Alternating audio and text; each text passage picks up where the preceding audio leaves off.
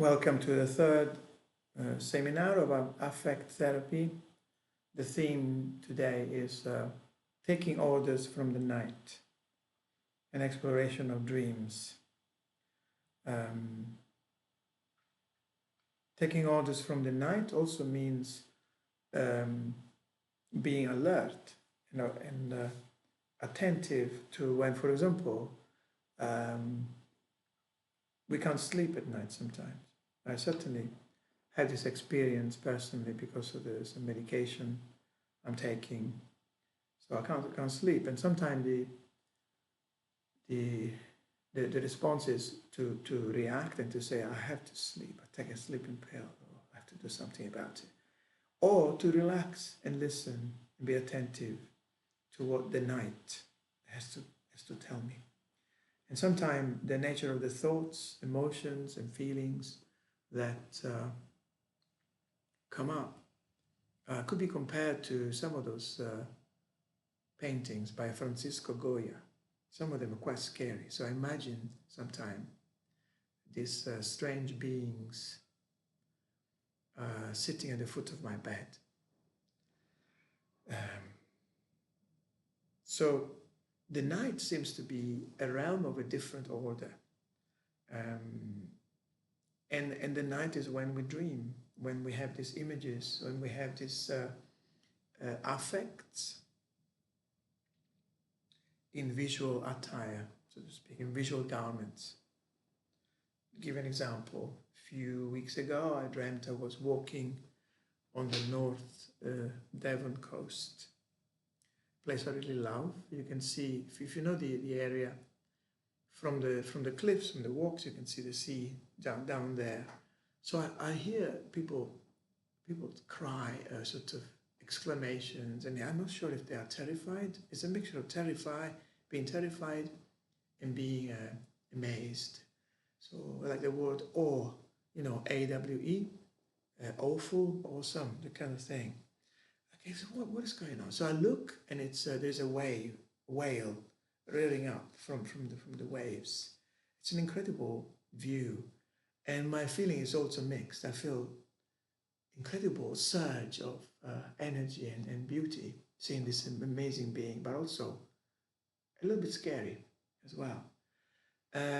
Later on, it turns out when I look back that dream was a minor turning point in some difficult times that I was having, lots of changes. And it was a very interesting dream.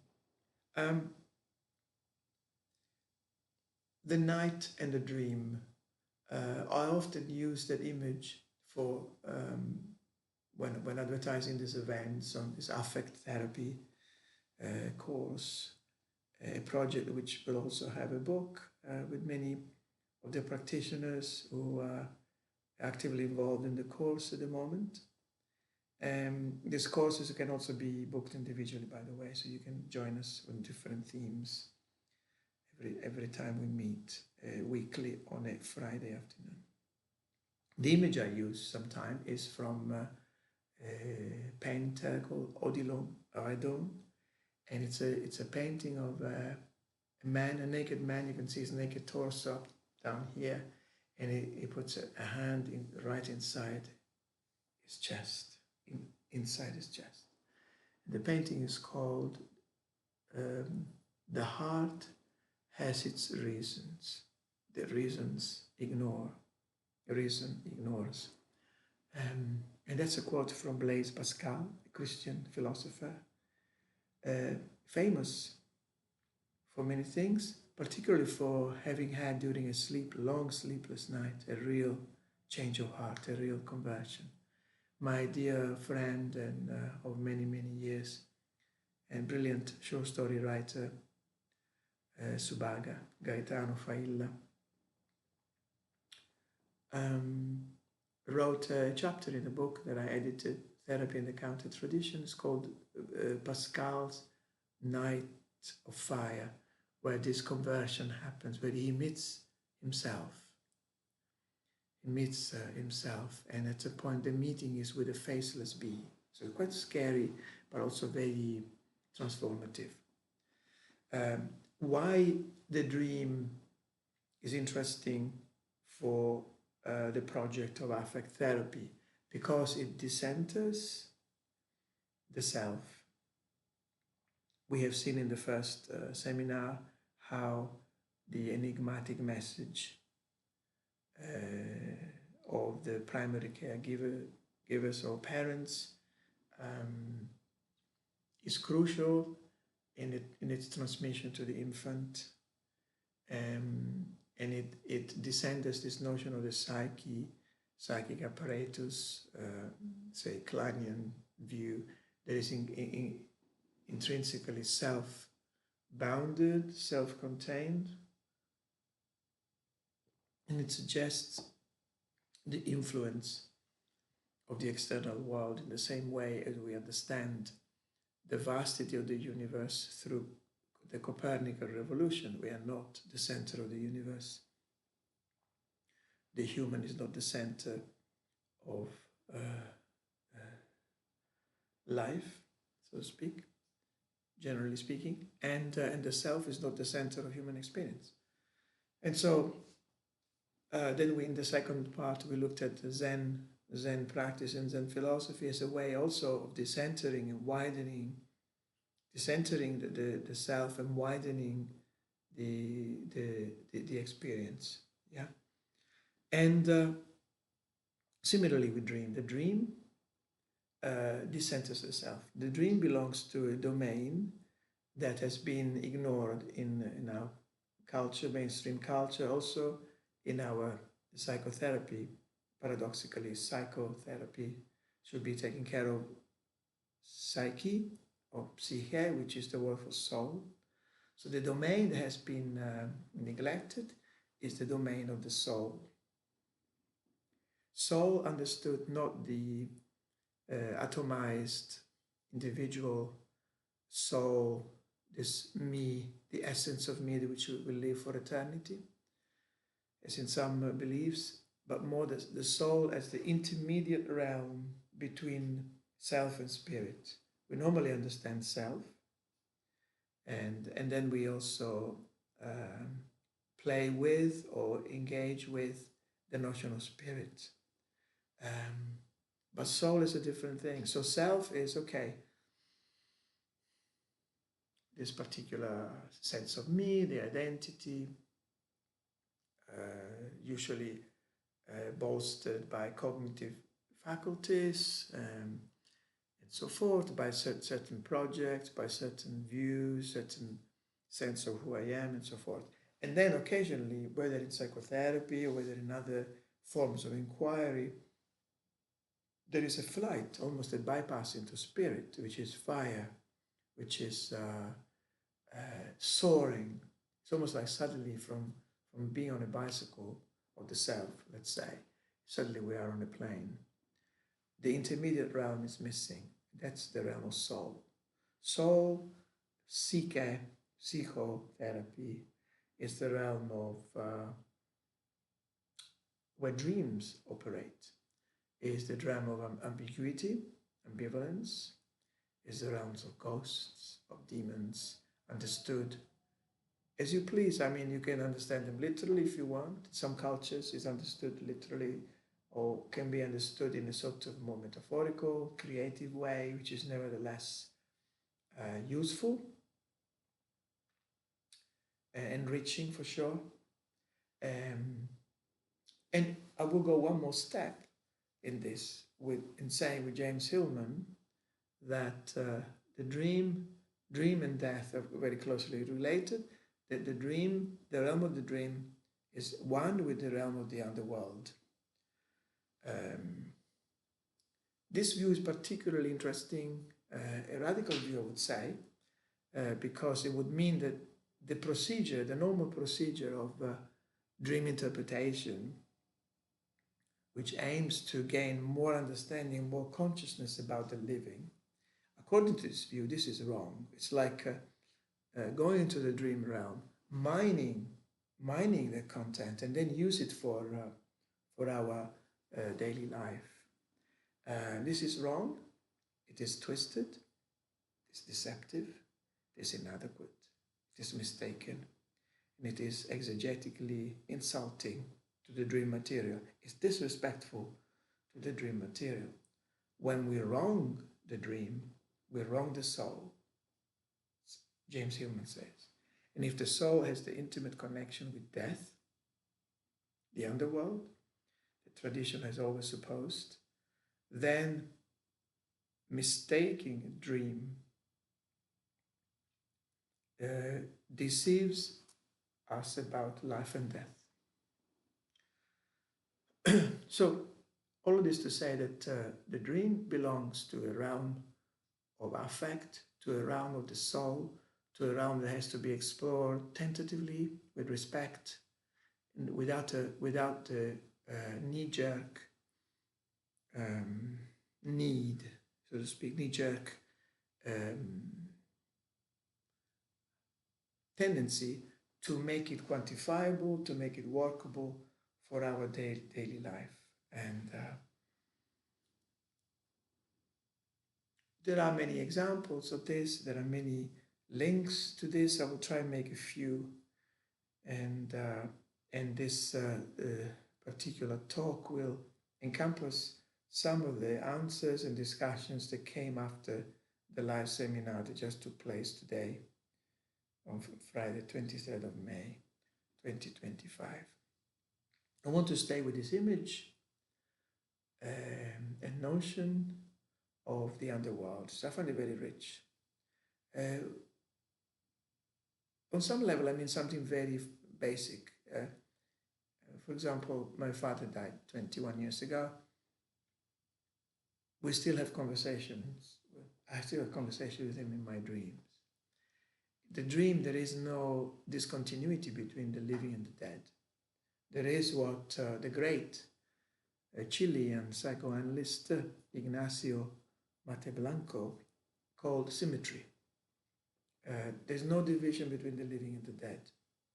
We visit that realm, the dead are speaking to us, and we speak to them, and we hear things, and sometimes there are some insights or something very interesting. Also, symmetry implies that there is a conflation, condensation. There is no longer this asymmetry, this continuity, which we have in waking life, which is necessary for our functioning, of course. So, if we look at literature, if we look at some images of this, it may be useful. Dante, the great Florentine poet who wrote Divine Comedy, in the Inferno, he recognizes the soul of some people, the dead, people who he knew when they were alive, and he is often foggy, misty in those landscapes. And how does he recognize them? Because with Thomas of Aquinas, with the whole tradition, he upholds this notion of habitus. There is something, habitus, spelled H-I-B, as in habitat, habitus. There is something that, although I can't see the face, I can't see exactly the person, features, I know it's that particular person. And similarly in the dream, I know it's them. How do I recognize them? The habitus is an interesting notion that we find in Dante, in 13th century theology, Thomas Aquinas. And while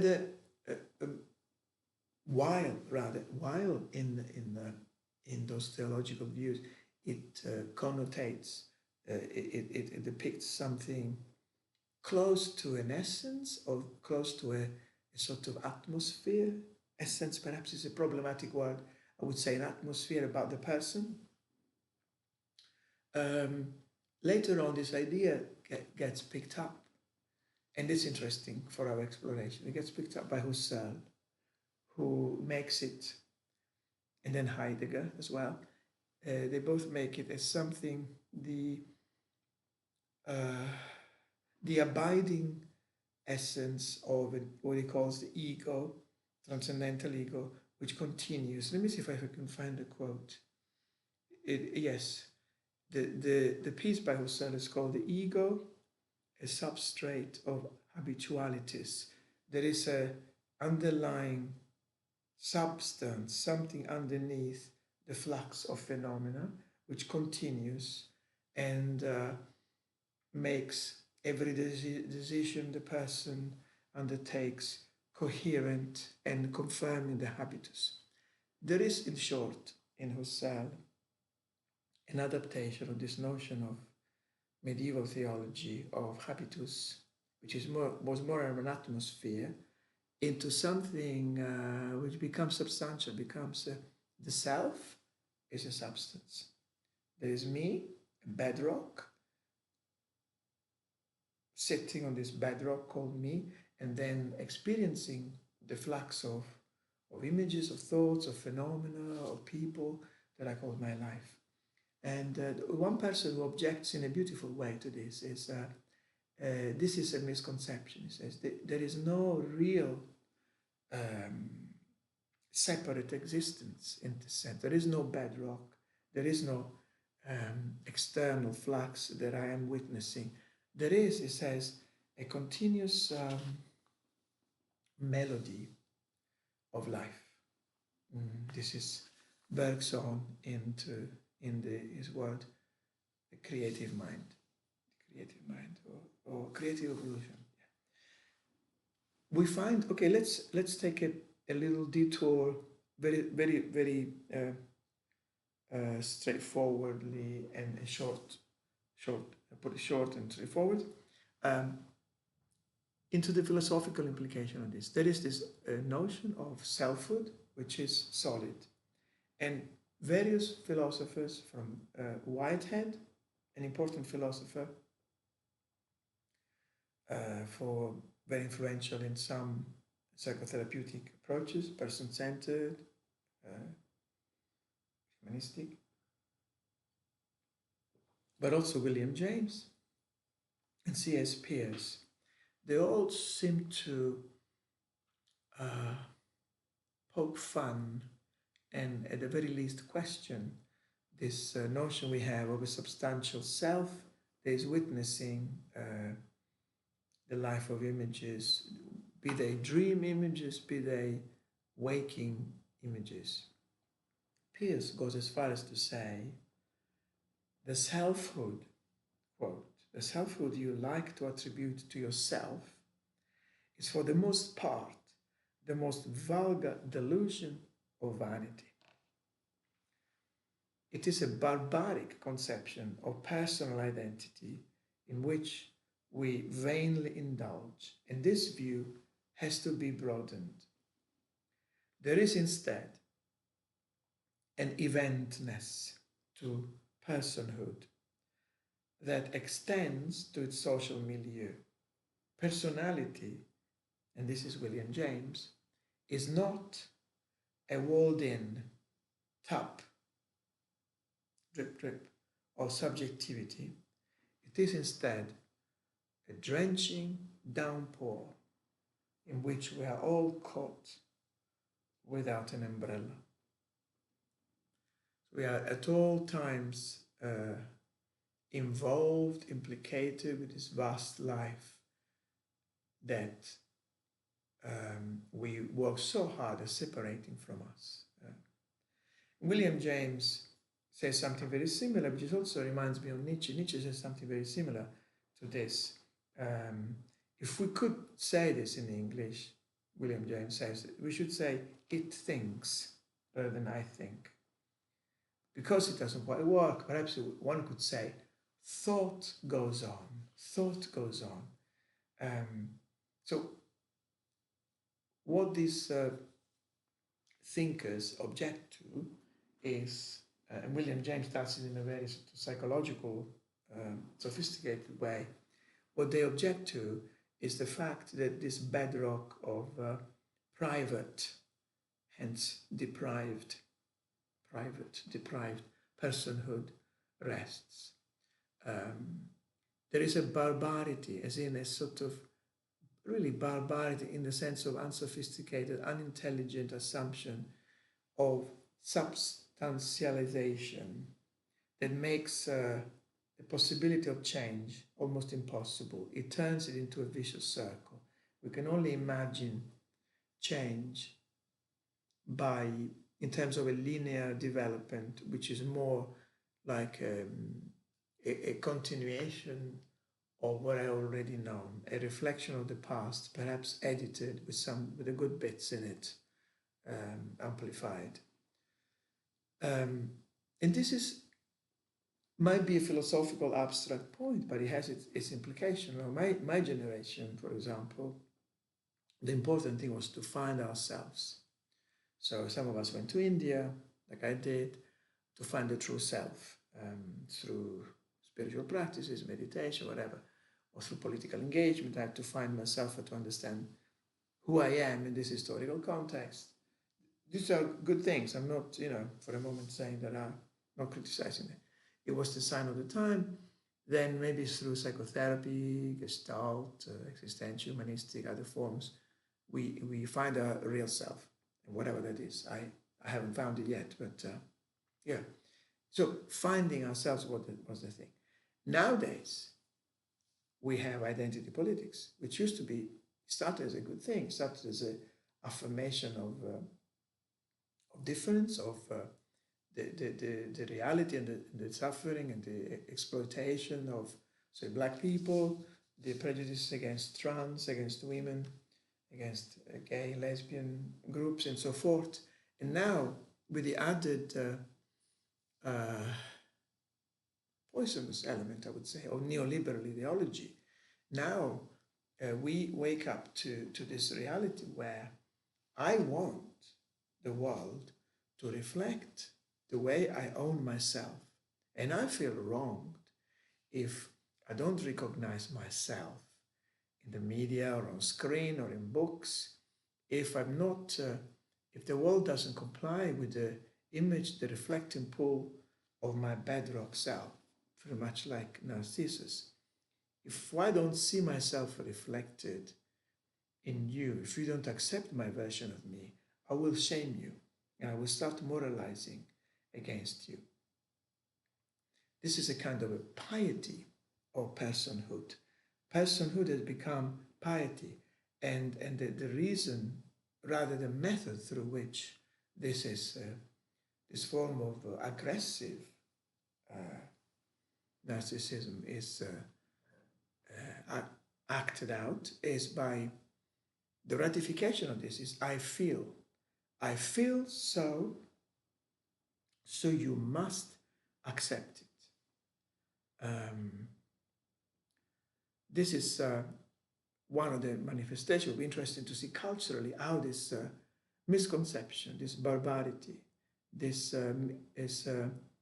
epistemological mistake of assuming a substantiality to the self will manifest.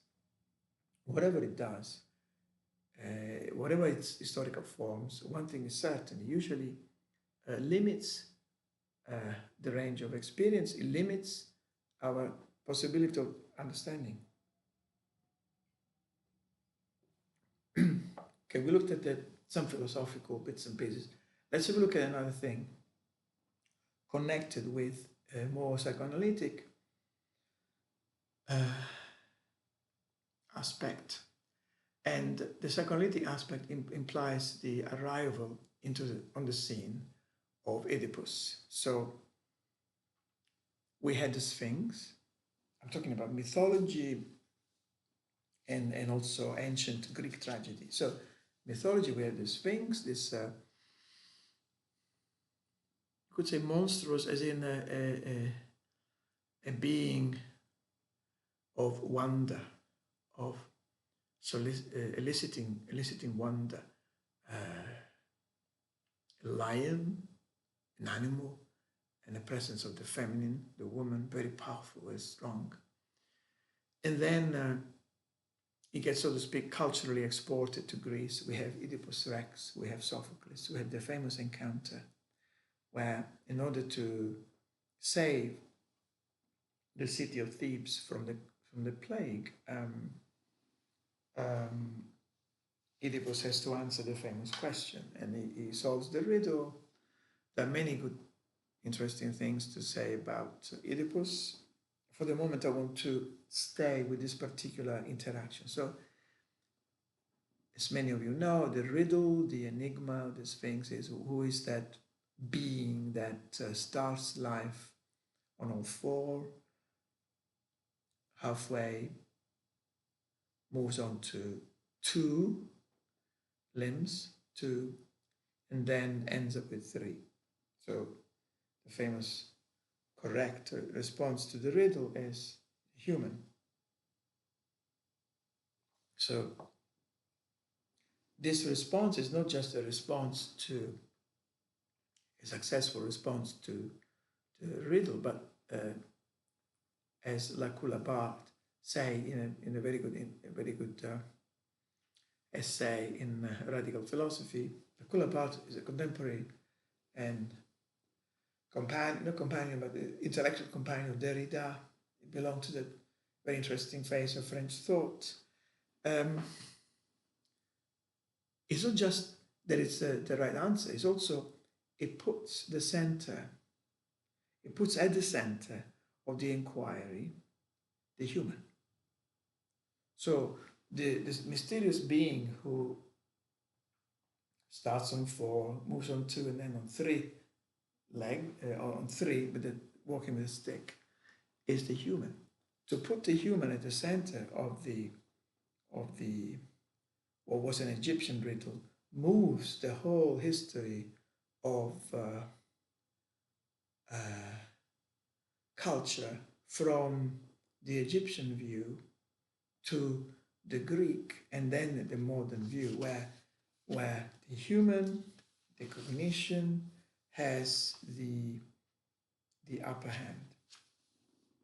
So the question, which I will not answer, but I'll ask again in a more condensed format and a more clear format, perhaps later on, is this: what would have happened if Western culture in general, the history of Western knowledge and exploration, and the history of psychoanalysis, what would have happened if these endeavors would have focused on the Sphinx instead of Oedipus? Oedipus and his familial drama, mommy and daddy, and the exploration that psychoanalysis went into later on. Close brackets. Let me add another element to this. The great disillusion I experienced when I read the correspondence between Freud and Lou Andreas Salome. Salome was a great hero of mine, idealized, romanticized. There was a film, art house film by an Italian director in the 70s called Liliana Cavani. Liliana Cavani made a film on the life of Nietzsche called Beyond Good and Evil. She's the same Cavani who did The Night Porter, which inspired all sorts of a certain aesthetic, certain BDSM aesthetics to some pop group, and Juice and the Banshees and Madonna and so forth. Okay, in the Nietzsche film, Lou Salome is depicted as this free spirit, which she probably was to some degree, with some caveat, I would say that. And then, the story also focuses on this ménage à trois, intellectual friendship, platonic intellectual friendship that she had with Nietzsche, with their friend Paul, who was a physician who wrote, I forget his surname, wrote a very interesting book on morality. They would engage in discussion. Nietzsche would dream this is going to be the new Pythagorean style school. So she knew Nietzsche. They had a long conversation, and she was in many ways like a student. She learned, absorbed so much of this great creative mind. And again, personal implications, complications rather. Nietzsche proposed twice was refused. Okay, the friendship, they broke up, etc. And the rest is history. Nietzsche, illness took over. In 1894, she came out Lou Salome came up with the first extended study of Nietzsche, which was, when I read it, it was shocking. It was an absolute betrayal of her friend, a complete willful misunderstanding, saying essentially, well, he was mad from the beginning, so no wonder his philosophy is like this. She compares him to Columbus. He thought he had found a new land. Instead, he landed to the old metaphysics of the old religion, and so on and so on. A big disappointment. It's interesting when your heroes, or the people you loved, whether in in the flesh, in real life, become a disappointment. It's I'm sure I've become a disappointment for other people too. It's not a question.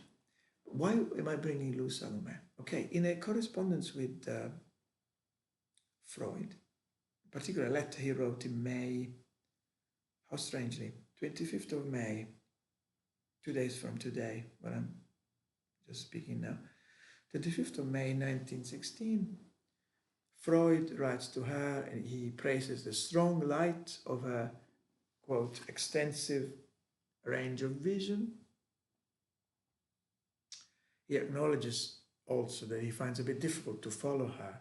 This is because, he says, my eyes are adapted to the dark. Probably I can't stand strong light or an extensive range of vision. I haven't become a mole, he says reassuringly.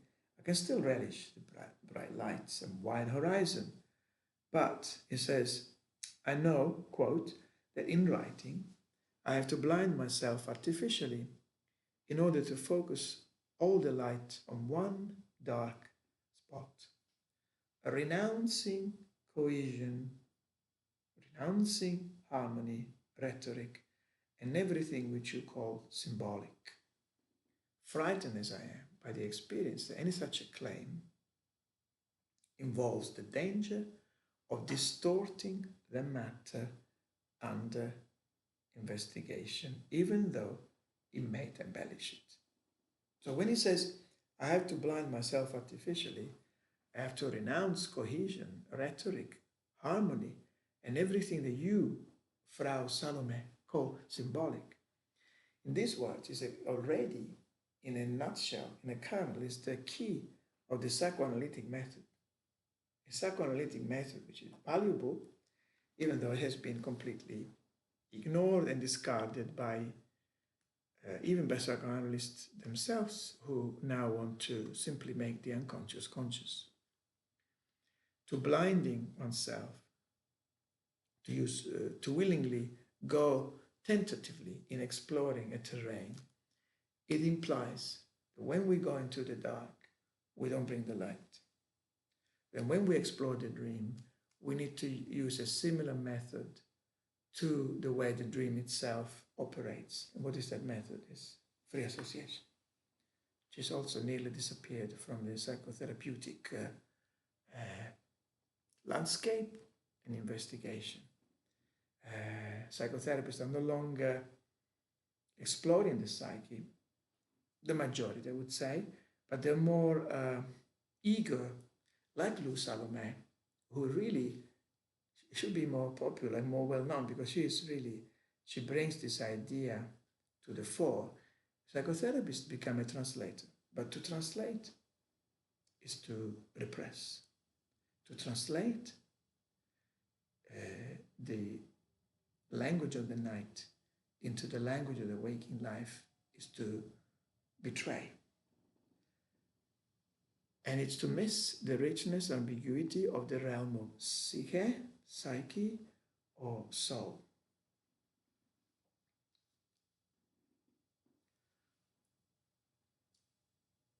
Which is exactly what dreams are reminders of. And so what would it mean to approach the dream in a different way? I take my inspiration here in this particular investigation from the Tavistock analyst Gordon Lawrence, who died a few years ago, who created something called social dreaming, the Matrix. I have the pleasure and honor to still uh, work in social dreaming with a group that was part of the original group with Lawrence. Um, Lawrence writes, he's commenting here on Prospero's famous sentence in Shakespeare's The Tempest. We are such stuff as dreams are made on. He says there are three implications. We usually only see two implications of this phrase, Shakespearean phrase, spoken by Prospero.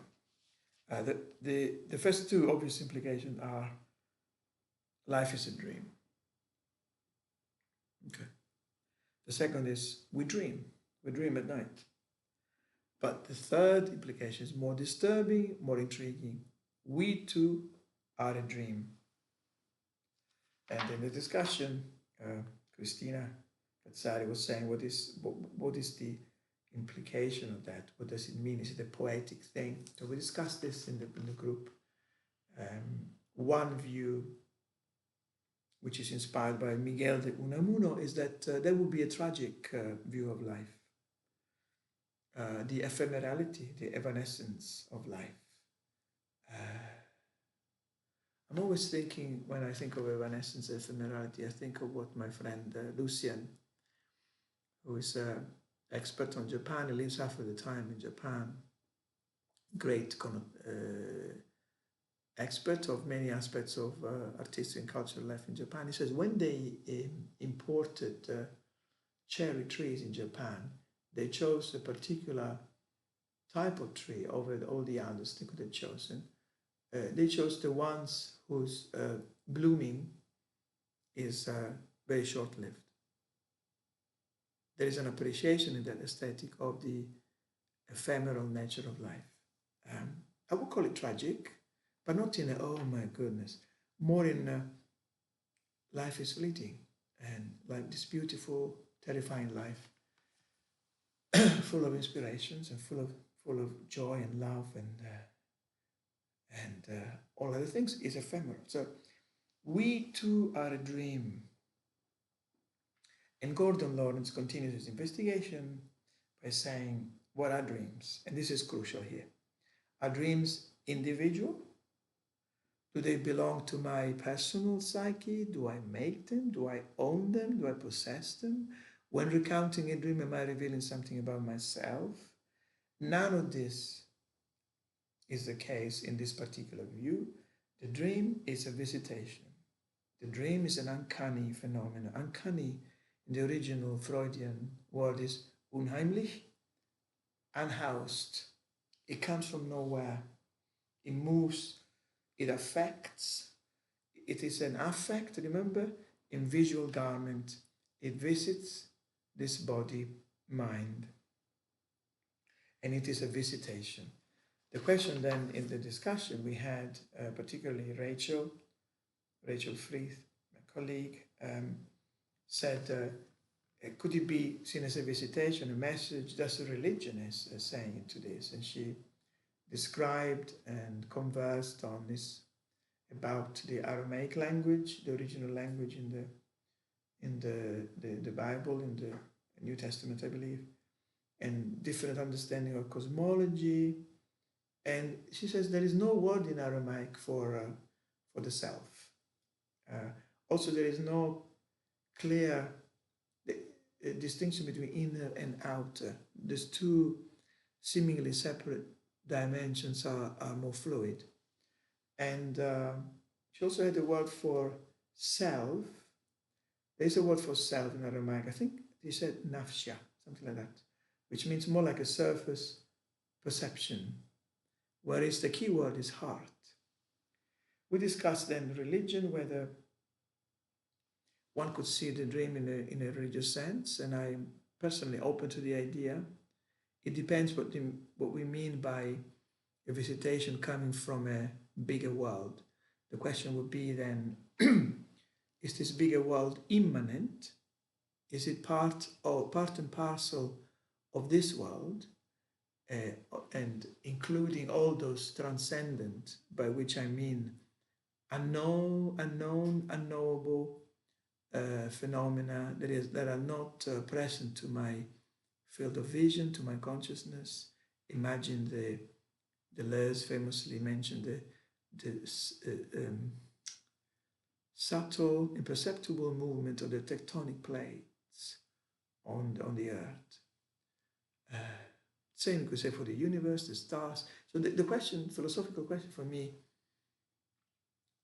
it's not an idle question, but it would be to consider whether these messages and visitation come from an immanent plane, which I would go, or a transcendent. There would be different views. There were different views in the group, and Rachel made a very important point of linking this to religion, understood as a wider.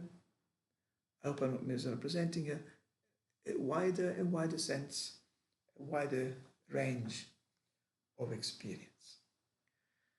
The inspiration for, in many ways, the invitation, whatever the visitation is, whatever the origin of the visitation is to engage with it in a non-reductionist, too hyper-rationalized way, but to use Freud's example that he's trying to convey to Lou Salome, which is almost blinding oneself, almost going with eyes closed, like you, in the same way as I would go if I go in a cave, in a dark cave, to know, to touch, to feel, to get a sense. Not bringing a candle would be good, because then I would experience the cave more intimately, perhaps, and with a sense of respect. The same idea is found in existential thinking. The Christian existential writer Gabriel Marcel, To Be and to Have, his famous book by his Être and Avoir, and also in Beyond, who speaks of making the conscious unconscious. So social dreaming work is something that I took on and engaged with, and I think it's part and parcel of our project of affect therapy, because it says something fundamental. Let me see if I can summarize it in 2, 3, 4, 5, 6, and 7 points. 1. In the exploration, which is done socially, the exploration of dreams is done in a group. What is at the center is not the dreamer, me, you, but the dream itself. 2. There is no attempt to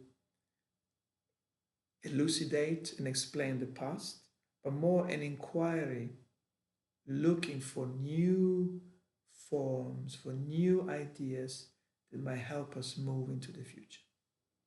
I'm reminded of Baudelaire. How are we going to find the new? By dwelling, connecting with the unknown. And the dream is a source of that. 3, no dramatization or personal biography, but instead an emphasis on the ephemeral nature of existence. 4, an emphasis not on Oedipus and the family and all the rest of it, and the human as the center, but the Sphinx. It's an open question which we will have to inquire further. And I hope our book, collective book, will bring some explorations there. 5th, the exploration of dreams is not egocentric, but sociocentric. 6, not overly concerned with the finite dimension, but to explore the infinite dimension. So it becomes suddenly political, social. How do the collective dreams we're having as a group relate to social political events, to natural events in the world, and so forth. This often becomes important.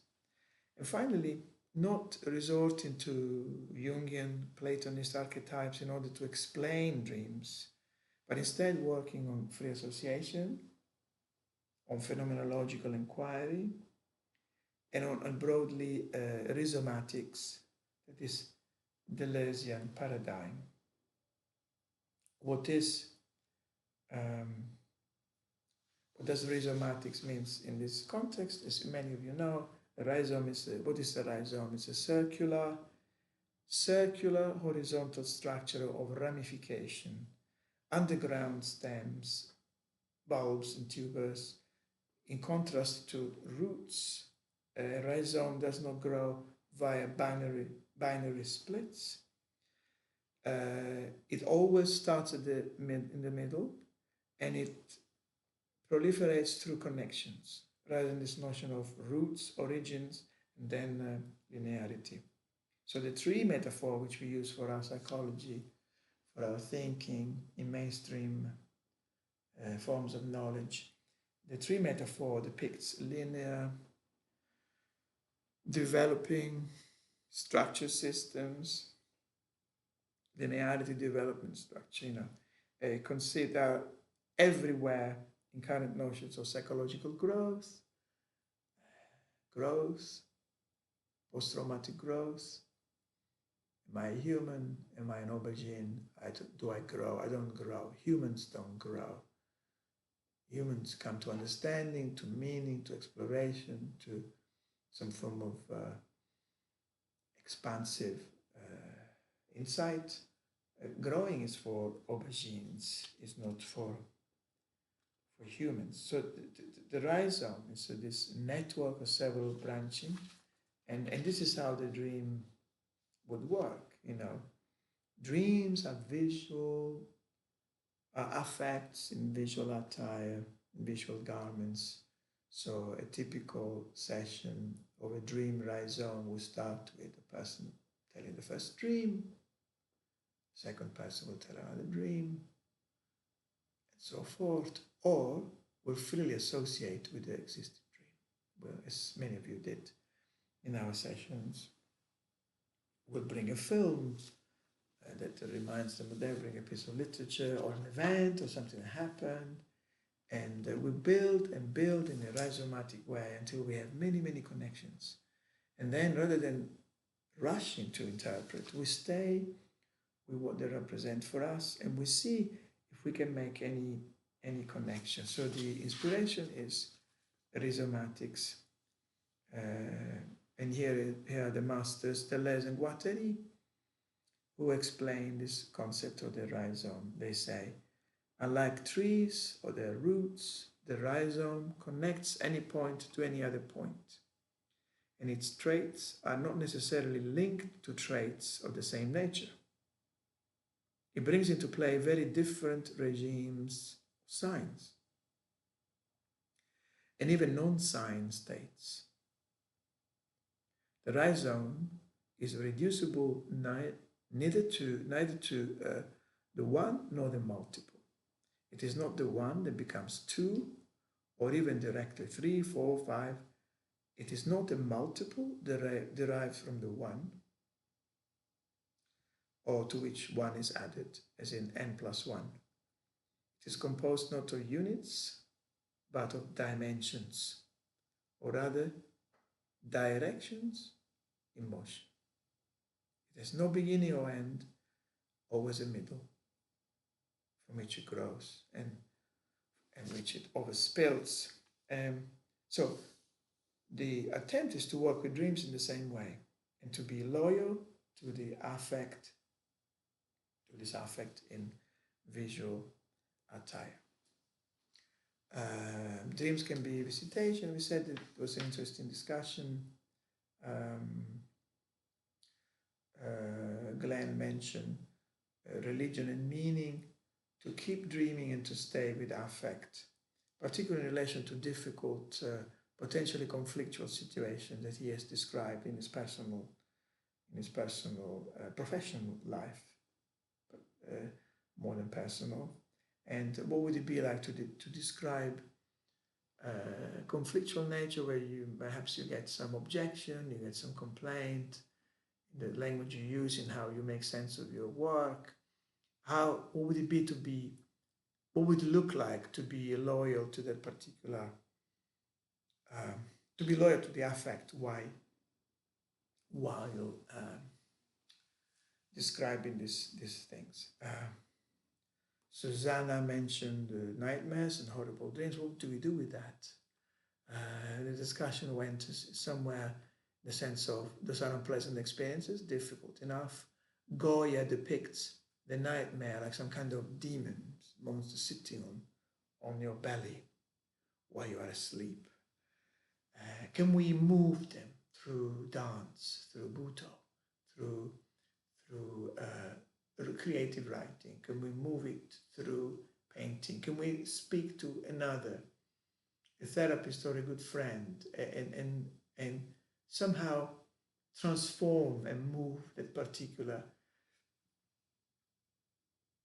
energy, you could say? In that vein, Devang spoke of a dream as an event. It's something that has to be honored, and it is always a welcome thing, even if it's a bad dream, sometimes, so-called bad dreams.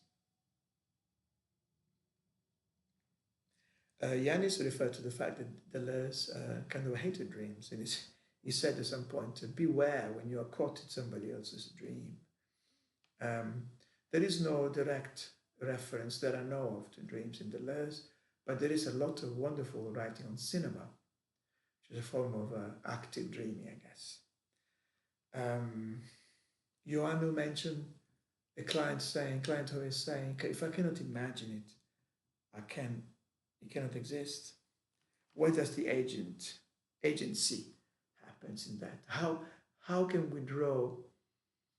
How can we have imagination in our life? How can we imagine and then act a different future? Well, maybe dreams could be a great source for that. This another discussion happened today, and then I refer to Ted Hughes' account. Ted Hughes, the great English poet, who was at the time, I just read it quickly, and we finish with that.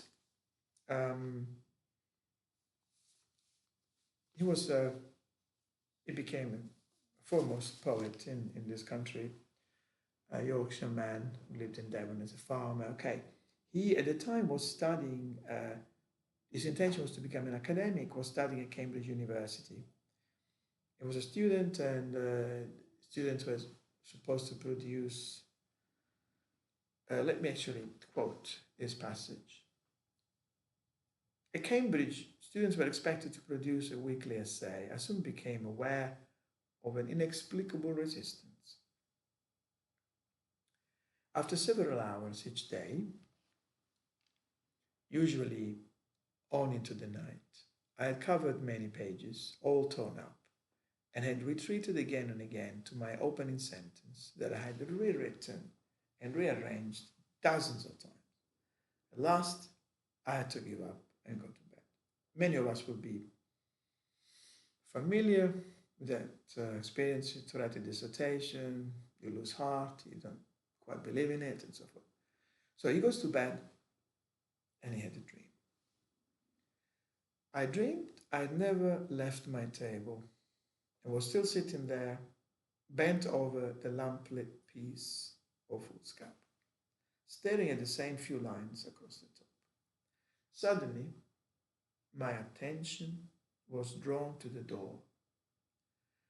I thought I heard something there.